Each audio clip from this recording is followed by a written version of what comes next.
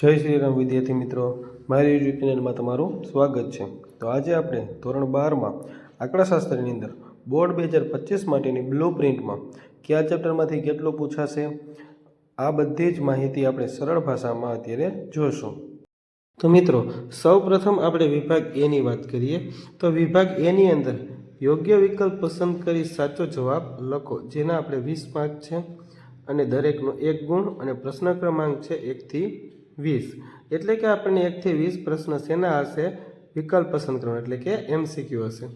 ત્યારબાદ આપણે વિભાગ બી ની વાત કરીએ તો એની અંદર શું છે તો કે નીચેના પ્રશ્નોના એક વાક્યમાં જવાબ આપો, જેના આપણે 10 માર્ક છે અને એમાં પણ દરેકનો 1 ગુણ છે અને પ્રશ્ન ક્રમાંક હશે 21 થી 30।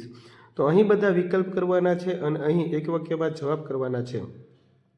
ખાસ ટેક્સ્ટબુકના વિકલ્પ અને ટેક્સ્ટબુકના પ્રશ્ન જવાબ ઉપર ખાસ ફોકસ કરવું, ત્યારબાદ બીજા પ્રશ્નો તરફ આગળ વધવું, કારણ કે ટેક્સ્ટબુકમાંથી જ વધારે પડતા પ્રશ્નો પૂછાય છે। ત્યારબાદ વાત કરીએ આપણે વિભાગ સીની તો વિભાગ સી છે નીચેના પ્રશ્નોના માગ્યા મુજબ જવાબ આપો, જેના ટોટલ માર્ક્સ છે 14 અને દરેકના અહીંયા 2 ગુણ છે, જેમાં પ્રશ્ન ક્રમાંક 31 થી 39 છે અને એમાં પણ 9માંથી કોઈ પણ 7 લખવાના છે। તો એની અંદર કઈ રીતે આગળ વધવું તેની ચર્ચા આપણે હમણાં બ્લુ પ્રિન્ટમાં કરશું।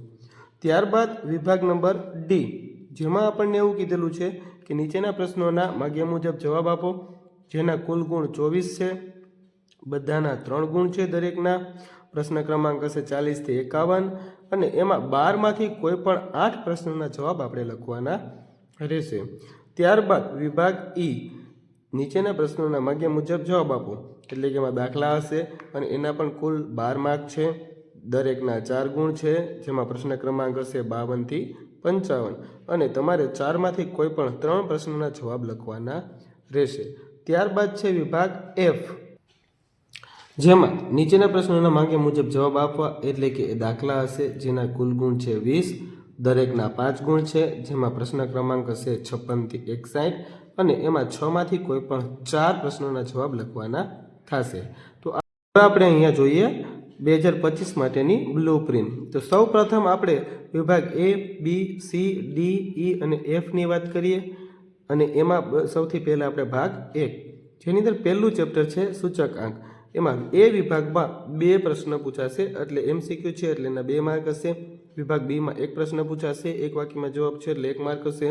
વિભાગ સીમાં 1 પ્રશ્ન પૂછાશે, જેના 2 માર્ક થશે। વિભાગ ડીના 2 પ્રશ્ન પૂછાશે, 3 માર્કનો 1 છે એટલે એના 6 માર્ક થશે। વિભાગ ઈમાંથી કાંઈ નહીં પૂછાય અને વિભાગ એફમાંથી 1 પ્રશ્ન પૂછાશે, જેના 5 માર્ક હશે। તો આમ કુલ 7 પ્રશ્ન પૂછાશે અને એના કુલ 16 માર્ક થશે। ત્યારબાદ ચેપ્ટર નંબર 2 સુરેખ સહસંબંધ, જેમાં 2 વિકલ્પ પૂછાશે, 2 માર્ક થશે, 1 પ્રશ્ન 1 માર્ક, 1 પ્રશ્ન 2 માર્ક, 1 પ્રશ્ન એના 3 માર્ક અને વિભાગ ઈમાંથી કંઈ નહીં અને વિભાગ એફમાં 2 પ્રશ્ન અને એના 10 માર્ક, આમ કુલ 7 પ્રશ્ન અને એના 18 માર્ક થશે। ત્યારબાદ ચેપ્ટર નંબર 3 સુરેખ નિયત સંબંધ, 2 માર્ક 2 પ્રશ્ન MCQના, 1 માર્કનો 1 પ્રશ્ન, 2 માર્કવાળો 1 પ્રશ્ન એટલે એના 2 માર્ક, 3 માર્કવાળા 2 પ્રશ્ન એટલે એના 6 માર્ક, વિભાગ ઈમાંથી કાંઈ નહીં અને વિભાગ એફમાં 1 પ્રશ્ન 5 માર્કનો, એટલે એમાં પણ 7 પ્રશ્ન પૂછાશે, એના 16 માર્ક હશે। ત્યારબાદ ચોથું ચેપ્ટર સામયિક શ્રેણી, જેમાં 2 વિકલ્પ, એના 2 માર્ક, 1 પ્રશ્ન એમાં 1 માર્ક, 1 પ્રશ્ન 2 માર્કનો, 1 પ્રશ્ન 3 માર્કનો, ઈ વિભાગમાંથી કાંઈ નહીં અને 2 પ્રશ્ન 5 માર્કમાં, એટલે કે ટોટલ એના 10 માર્ક, આમ કુલ 7 પ્રશ્ન પૂછાશે 18 માર્કના। તો અહીં કુલ જોવા જઈએ તો વિભાગ એમાં 8 MCQ પૂછાશે, ભાગ 1માંથી એના 8 માર્ક હશે, 1 માર્કના 4 પ્રશ્ન પૂછાશે, એના 4 માર્ક હશે, 2 માર્કના 4 પ્રશ્ન પૂછાશે એટલે 8 માર્ક થશે, 3 માર્કના 6 પ્રશ્ન પૂછાશે એટલે 18 માર્ક થશે, 2 3 4 5 અને 6 એ રીતે 6 પ્રશ્ન પૂછાશે અને એના કુલ 18 માર્ક થશે। એ જ રીતે એફ વિભાગમાં 1 2 3 4 5 6 આમ 6 પ્રશ્ન પૂછાશે અને એના ટોટલ 30 માર્ક થશે। આમ કુલ પ્રશ્ન 28 પૂછાશે ભાગ 1માંથી અને એના કુલ માર્ક 68 થશે। એટલે તમને જો ભાગ 1 આખો કમ્પ્લીટ આવડી જાય એટલે તમારા 68 માર્ક અહીંયા રોકડા। ત્યારબાદ આપણે બીજું એ જોઈએ કે વિભાગ ઈમાં અહીં કાંઈ પણ પૂછાતું નથી, એટલે વિભાગ ઈ માટે ભાગ 1માંથી કંઈ પૂછાતું નથી અને એ ઉપરાંતમાં વિભાગ એફ છે એ આખો ઈમાંથી જ ભાગ એકમાંથી જ પૂછાય છે. એટલે કે તમારે એફ વિભાગ માટે ભાગ એક આખો કમ્પ્લીટ કરવાનો, જેમાં બીજું ચેપ્ટર અને ચોથું ચેપ્ટર એની ઉપર ખાસ ફોકસ કરવું, કેમ કે એમાં 2 પ્રશ્ન પૂછાય છે. બરાબર. વિભાગ એફની અંદર આપણે જોયું હતું કે 6 માંથી કોઈ પણ 4 લખવાના હોય. એટલે કે જો તમને બીજું અને ચોથું ચેપ્ટર કમ્પ્લીટ આવડે તો તમારે પહેલું ચેપ્ટર અને ત્રીજા ચેપ્ટરમાં એક પ્રશ્ન 5 માર્કમાં જે પૂછાય છે એ કરવાની જરૂર ના પડે. હવે વાત કરીએ આપણે ભાગ 2ની. ભાગ 2માં પહેલું ચેપ્ટર છે સંભાવના, જેની અંદર 2 માર્કના 2 પ્રશ્ન એમસીક્યુમાં પૂછાશે. એટલે કે 2 એમસીક્યુ, 1 માર્કનો 1 પ્રશ્ન હશે, 2 માર્કવાળો 1 પ્રશ્ન હશે અને 3 માર્કવાળા 3 પ્રશ્ન હશે. એટલે 3 તેરીને 9. ઈ અને એફ વિભાગમાં કંઈ પૂછાતું નથી. એટલે કે ટોટલ 7 પ્રશ્ન પૂછાશે. 2 અને 1 3, 1 4 અને 3 7, અને એના કુલ 14 માર્ક હશે.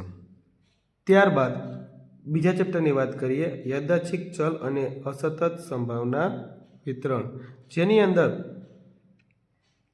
3 એમસીક્યુ પૂછાશે 3 માર્કમાં. 1 પ્રશ્ન હશે 1 માર્કનો, 1 પ્રશ્ન હશે 2 માર્કનો, 2 પ્રશ્ન હશે 6 માર્ક, 2 તેરી 6 એટલે 3 માર્કમાં. અને ત્યારબાદ ઈ અને એફમાં કાંઈ પૂછાતું નથી. એટલે કે ટોટલ એના 7 પ્રશ્ન છે અને એના 12 માર્ક છે. ત્યારબાદ વાત કરીએ ત્રીજા ચેપ્ટરની પ્રામાણ્ય વિતરણ, તો 3 એમસીક્યુ પૂછાશે એટલે કે એના 3 માર્ક થશે. 2 પ્રશ્ન પૂછાશે એટલે એના 2 માર્ક થશે. સી અને ડી વિભાગમાં કંઈ પૂછાતું નથી. અને ઈ વિભાગમાં 2 પ્રશ્ન પૂછાય છે 4 માર્કના, અને એફ વિભાગમાં પણ કાંઈ પૂછાતું નથી. એટલે કે એના ટોટલ 7 પ્રશ્ન છે અને એના 11 માર્ક થશે. ત્યારબાદ ચેપ્ટર નંબર 4 લક્ષ, જેની અંદર 2 એમસીક્યુ પૂછાશે 1 માર્કનો 1, 2 માર્કના 2 પૂછાશે. ત્યારબાદ ડી વિભાગમાં એટલે કે 3 માર્કમાં કાંઈ પૂછાતું નથી. 4 માર્કમાં 1 પ્રશ્ન પૂછાય છે અને એ જ રીતે એફ વિભાગમાં પણ કાંઈ પૂછાતું નથી. એટલે ટોટલ 6 પ્રશ્ન અને એના 11 માર્ક. ત્યારબાદ વાત કરીએ ચેપ્ટર નંબર 5 વિકલન, જેની અંદર 2 માર્કના 2 પ્રશ્ન એટલે કે એમસીક્યુઝ, 1 માર્કનો 1 પ્રશ્ન, 2 માર્કવાળો 1 પ્રશ્ન, 3 માર્કવાળો 1 પ્રશ્ન, 4 માર્કવાળો 1 પ્રશ્ન, અને વિભાગ એફમાં કાંઈ પૂછાતું નથી. એટલે આમ ટોટલ તમારા 6 પ્રશ્ન છે અને એના 12 માર્ક છે. કુલ વાત કરીએ તો 12 એમસીક્યુ પૂછાય છે ભાગ 2માંથી, 6 પ્રશ્ન 1 માર્કના પૂછાય છે, 5 પ્રશ્ન 2 માર્કના પૂછાય છે, 6 પ્રશ્ન 3 માર્કના પૂછાય છે, 4 પ્રશ્ન 4 માર્કના પૂછાય છે, અને એફ વિભાગમાંથી કાંઈ પૂછાતું નથી. ટોટલ આમ 33 પ્રશ્ન પૂછાય છે અને એના 62 માર્ક છે. ભાગ 2માં આપણે જોઈએ તો અહીંયા એફ વિભાગમાં 1 પણ પ્રશ્ન પૂછાતો નથી. એ જ રીતે જોવા જઈએ તો ઈ વિભાગમાં પહેલા 2 ચેપ્ટરમાંથી 1 પણ પ્રશ્ન પૂછાતો નથી. બાકીના 3 ચેપ્ટર છે, ત્રીજું, ચોથું અને પાંચમું, એમાંથી ત્રીજા ચેપ્ટરમાંથી 2 પ્રશ્ન પૂછાય છે, ચોથા અને પાંચમા ચેપ્ટરમાંથી 1 પ્રશ્ન પૂછાય છે. એ જ રીતે આપણે ડી વિભાગની વાત કરીએ 3 માર્કના પ્રશ્નો, તો એની અંદર ચેપ્ટર 1માંથી 3 પ્રશ્ન પૂછાય છે, જ્યારે ચેપ્ટર 2માંથી 2 પ્રશ્ન પૂછાય છે. ત્રીજા અને ચોથા ચેપ્ટરમાંથી 1 પણ પ્રશ્ન નથી પૂછાતો અને પાંચમા ચેપ્ટરમાંથી 1 પ્રશ્ન પૂછાય છે. એ જ રીતે 2 માર્કની વાત કરીએ તો પહેલા બીજા ચેપ્ટરમાંથી 1 પ્રશ્ન પૂછાય છે, ત્રીજામાંથી 1 પણ પ્રશ્ન નથી પૂછાતો, ચોથામાંથી 2 પ્રશ્ન પૂછાય છે અને પાંચમામાંથી 1 પ્રશ્ન પૂછાય છે. હવે આપણે ઓલ ઓવર બ્લુ પ્રિન્ટની વાત કરીએ તો અહીંયા ઓલ ઓવર બ્લુ પ્રિન્ટની અંદર શું છે તો કે આપણે જો ભાગ 1 છે એ તો બધાને ઇઝી જ લાગતો હોય છે, પણ ભાગ 2માંથી આપણે જો કોઈ ચેપ્ટર ઓપ્શનમાં કાઢવું હોય તો એના માટે આપણે અત્યારે ચર્ચા કરીએ. તો અહીં આપણને એફ વિભાગમાં 1 પણ પ્રશ્ન પૂછાતો નથી, એટલે આપણે સીધું વિભાગ ઈ ઉપર આગળ વધી. તો વિભાગ ઈની અંદર પહેલા 2 ચેપ્ટરમાંથી તો 1 પણ પ્રશ્ન પૂછાતો નથી, ત્રીજા, ચોથા અને પાંચમા ચેપ્ટરમાંથી પ્રશ્ન પૂછાય છે. તો આપણે અહીંયા જોઈએ તો ઈ વિભાગ, તો ઈ વિભાગની અંદર આપણે અહીંયા ધ્યાન આપીએ તો ઈ વિભાગની અંદર દરેકના 4 ગુણવાળા પ્રશ્ન છે, 4માંથી કોઈ પણ 3 લખવાના છે. એટલે કે જો આપણે અહીંયા ત્રીજું ચેપ્ટર તમને આવડતું હોય તો 2 અહીંયાથી મળી જાય અને 1 ચોથા અથવા પાંચમા ચેપ્ટરમાંથી મળી જાય. જો ચોથા ચેપ્ટરનો પ્રશ્ન કરીએ તો પાંચમા ચેપ્ટરનો પ્રશ્ન ઓપ્શનમાં નીકળે અને ચોથા ચેપ્ટરનો પ્રશ્ન ઓપ્શનમાં કાઢીએ તો પાંચમા ચેપ્ટરનો પ્રશ્ન આપણે કરવો પડે. હવે આપણે પહેલા બીજા ચેપ્ટરની જ વાત કરીએ કે પહેલા બીજા ચેપ્ટરમાંથી કોઈ 1 ચેપ્ટર ઓપ્શનમાં કાઢવું હોય તો શું કરવું. તો એના માટે આપણે જોઈએ કે અહીંયા ડી વિભાગમાં પહેલું ચેપ્ટર એમાં 3 પ્રશ્ન પૂછાય છે, બીજા ચેપ્ટર એમાં 2 પ્રશ્ન પૂછાય છે, જે બંને 3 માર્કના છે. તો ડી વિભાગની અંદર આપણે અહીંયા જોઈએ તો 12માંથી કોઈ પણ 8ના જવાબ આપણે આપવાના છે. તો ડી વિભાગમાં બ્લુ પ્રિન્ટમાં નજર નાખીએ તો પહેલા ભાગની અંદર 2, 3, 4, 5 અને 6 એટલે કુલ આપણને અહીંયા 6 પ્રશ્ન પહેલા ભાગમાંથી પૂછાય છે. હવે આપણી પાસે કોઈ પણ 2 પ્રશ્નો રહ્યા તો જો તમારે એક પ્રશ્ન અહીંથી મળી જાય 5મા ચેપ્ટરમાંથી અને 5મા ચેપ્ટરમાંથી પણ ન જોવું હોય તો તમારે બીજા ચેપ્ટરમાંથી 2 પ્રશ્ન લઈ લો એટલે ટોટલ 8 પ્રશ્ન થઈ જાય. તો અહીંયા પહેલા ચેપ્ટરનો ઓપ્શનમાં નીકળે અને સાથે સાથે આ પણ નીકળે. હવે એ જ રીતે આપણે જો વાત કરીએ સી વિભાગની તો સી વિભાગની અંદર તમારે ટોટલ 9માંથી કોઈ પણ 7ના જવાબ આપવાના હોય છે. અહીંયા જોઈએ ભાગ 1માં તો અહીંયા ટોટલ પ્રશ્ન 4 તો આપણે સી વિભાગમાં આવી જ જાય છે બધા ચેપ્ટરમાંથી એક.